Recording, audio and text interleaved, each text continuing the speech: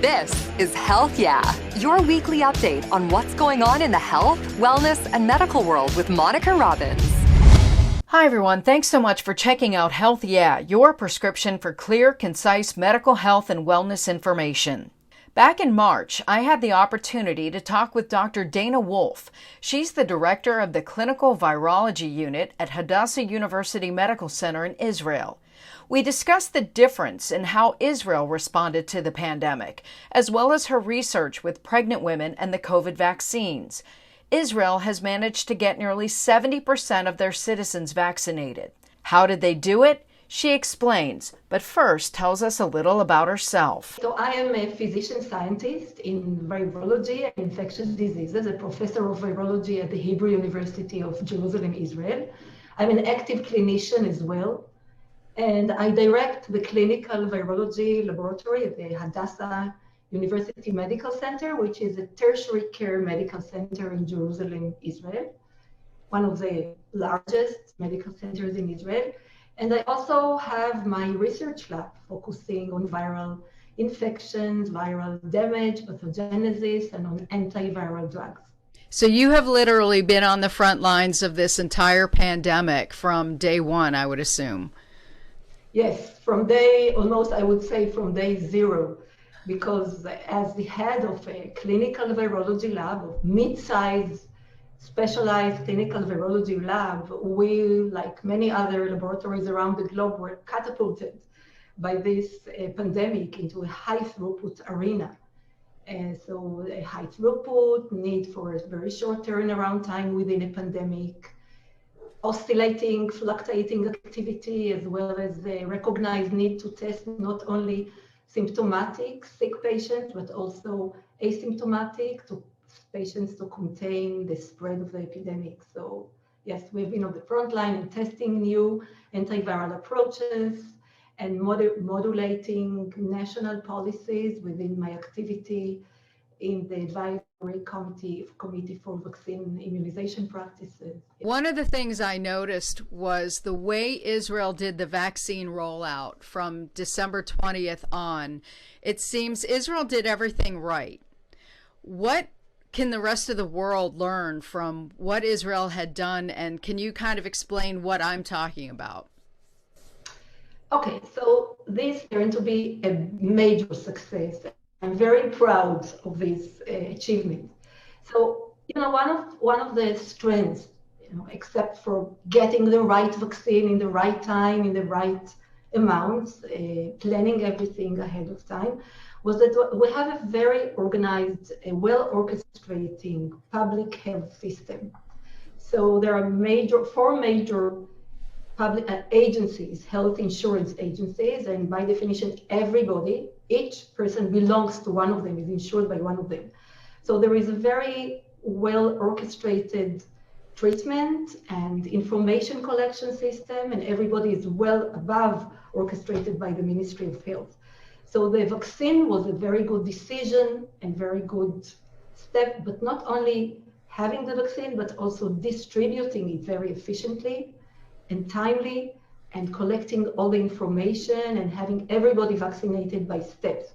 And in the vaccine advisory committee, we really considered step by step who will be the first. And we decided that age is going to be a major category to stratify patients time-wise, who would get the first. And then stepwise, we proceeded, once we got more and more vaccine, we proceeded to enlarge the people who are getting the vaccine, enlarge vaccination distribution, and we also included pregnant women.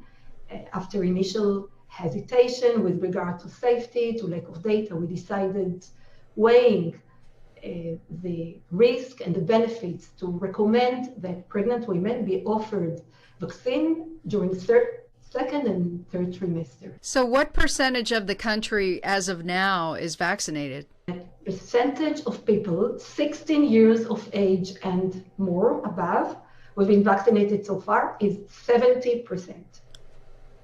So that's a very good coverage. And it's even higher, I would say 90% in the elderly. So it's a higher percentage. We are a small country. Population is not as large as in other European or in the US. So it was relatively easy, but it was really efficiently orchestrated. What do you think the rest of the world could learn from the rollout and what you all learned? I think, first of all, the very efficient orchestration of this operation, the centralization of information, in addition to efficient peripheral orchestration by the health agencies and by the hospitals, which also took very active part in immunization, very careful consideration of priorities, and eventually the very efficient and rapid collection of data. And another very important factor, which I found to be very strong in Israel, is transparency. Transparency of information to the public, transparency to the media, transparency to the professionals. So I think overall, these are the main factors. My understanding is that as more people were vaccinated, you were keeping data on those individuals and sharing that with the pharmaceutical companies. Is that right? Yes, this has been a central decision to share the data with pharmaceutical companies. I am not involved in these decisions or these pre-negotiations, but I think overall it was for the benefit of everybody. You have also been in quite a bit of research, and you touched on pregnant women. Most recent research that came out that we heard about was your study of vaccinated pregnant women and whether or not they're passing along the antibodies. Can you talk more about that? What did your research find? There has been paucity of data regarding safety and efficiency of vaccine in pregnant women, as pregnant women were not included in the pivotal vaccine trials because of safety considerations. And as I mentioned, in Israel, pregnant women have been offered the vaccine, second and third trimester pregnant women. So to monitor the immunogenicity or the response to the vaccine, we tested pregnant women who came for delivery. We tested them for the antibody level, pregnant women who received vaccine during the third trimester. And then we also tested the level of antibodies in the neonates, not directly in the neonates, but in the cord blood, which reflects the neonatal level of antibodies. So we tested both maternal and then also maternally transmitted antibodies to the neonates. And what we found was that there was a robust immune response in pregnant women. They had a very adequate antibody level, which is probably protective. And interestingly and importantly, we also found that there was an efficient transmission of these antibodies to the neonates via the placenta during pregnancy. So there was a high ratio between the neonatal and the maternal antibody ratio. And when I say antibodies, I am referring to antibodies against the viral spike protein, which is the surface protein which mediates entry of the virus into the cell. So these antibodies are critical for protection. I should also say that we measured the antibody levels in women who were vaccinated during the third trimester. By definition, since this vaccination campaign commenced during December, and the women who come now for delivery are the ones who received the vaccine during the third trimester. But now we aim to further define the optimal timing of vaccination during pregnancy. Because what we also found that the ratio, the transmission ratio to the neonates is higher as the time lapse from the vaccine is longer.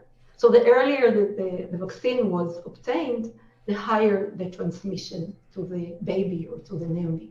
It is safe for a woman to get vaccinated while pregnant, but even though the antibodies are being passed along, how do we know, or is this still part of the research, whether or not they will actually work in the infant? That's a very good question. So as for the safety, I would say that we need more data, more long-term data.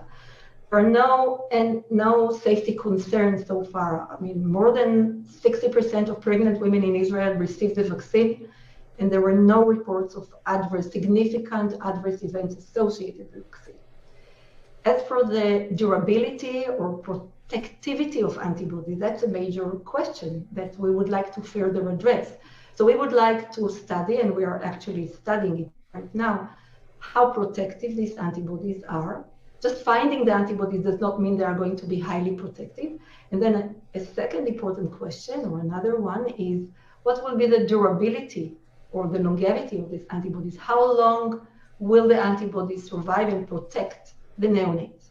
And we have to take into consideration that the neonatal immunity is largely acquired by transmitted maternal antibodies. Talk about your research involving detecting COVID. Okay, detecting COVID has been a major challenge. As I said, we are into the high throughput arena. There was a lack of reagents at some point, and we had to increase our capacity dramatically and efficiently. So we decided to address these challenges, unique challenges during the pandemic by sample pooling. This was quite a pioneering approach at the time we assessed it. There was some hesitation driven by concern over loss of sensitivity when you pool samples, when you dilute samples together. But we assessed it very carefully in a small scale at the beginning. We validated the sensitivity issue. We were convinced that we are not losing significant clinical accuracy. And then we expanded the testing by pooling of asymptomatic individuals. This is meant to test asymptomatic individuals in which the expected prevalence of infection is relatively low. Because there are three major concerns when you employ pooling. One of them is, maybe one of the major ones, is efficiency of your pooling. What we do practically is we pool several samples together. Now, it's called a Dorfman pooling. Once the pool is negative, we declare all the samples that included in the pool negative. But if a pool of samples is positive, then we have to retest all the samples in the pool. So there is a question of efficiency here. So we had to test efficiency, we have to test accuracy, and we had to test ongoing feasibility for a lab to maintain accuracy during massive pooling. And eventually we summarized our findings, our accumulating experience with 132,000 specimens tested by pooling. And we really addressed all this issue. We found that the efficiency was even better than expected, better than the theoretical. So there is a mathematical side into pooling, and then there is a practical reality side. And we found that in reality, the efficiency was better, the sensitivity was better, and the feasibility was great. So we really think it's a very good approach to address a growing sample size and to maintain surveillance to control continuing epidemics or even future challenges. From your research and from everything that you're learning now, I keep hearing that this pandemic may potentially be a dress rehearsal for something else that's coming. Your thoughts on how your research will translate over to whatever comes next? So first of all, we are now much better, in a better state in terms of preparedness. We were quite prepared before as a clinical virology lab, but we are much now in a better state. Our lab has expanded. It's full of robots. It's full of computers. So we are much better in rapidly translating the workload into detection, into reporting. We employ genome analysis, viral genotypic analysis, so we are ready for the unknown. And then we also expanded our research to include unique approaches that can tell us about ways by which virus spread in humans. We develop new models, not just animal models or very basic cell culture models, but unique tissue models in which we study viral entry, viral spread, new antiviral drugs, and new antibodies. Israel has been on the forefront of a lot of different research projects. One that was quoted by our Dr. Anthony Fauci was the study about those who are vaccinated, whether or not the transmission rates, if the vaccine is preventing transmission. I know that you weren't part of that research, but can you talk about what was found? Yes, I think first it's important to mention, to bear in mind that there are several levels of protection by vaccine. So one is the extreme level of protection against death, and then protection against severe disease as manifested by intensive care admissions, and then protection against mild disease as manifested by hospitalization. And then maybe the final level of protection, or the most interesting one, is protection against infection, protection against transmission. And I think all in all, it was found that the vaccine protected in different efficiency, but overall ranging from 70 to 95% against all these stages. So very convincing and encouraging correlates of protection. Can you talk about what we may see out of Israel in the near future relating to COVID or anything else? There is a lot of development now in terms of genomic sequencing of viruses, of a lot of interest in putting in my lab, employing new models and approaches to study a very critical interface, the interface of virus-host interaction. So it's not just the virus that we have to study the interaction, the response of the host to the virus, and whether the response will be protective or augmented or augment. Sometimes the response is augmenting the disease, so we have to find the right balance. And then we focus on new antiviral drugs, employing new models to test antiviral drugs. And well, we also have some efforts in developing vaccines, but these are not in developing new vaccines. Please find me on Twitter and Instagram at Monica Robbins. Catch up on health news and future podcasts on my Facebook page, Monica Robbins WKYC. Video podcasts are uploaded to my YouTube channel. Just search Monica Robbins and please subscribe too. Keep up to date on all of your news, sports, and weather on WKYC.com and the WKYC YouTube channel, and please follow the WKYC social media accounts as well. Random acts of kindness are good for your soul. Practice them daily. I'm Monica Robbins. Until next time, have a healthy week. Thanks for listening to Health Yeah with Monica Robbins from WKYC Studios. Subscribe now so you never miss an update. And find more on everything you heard here on WKYC.com and on the WKYC app.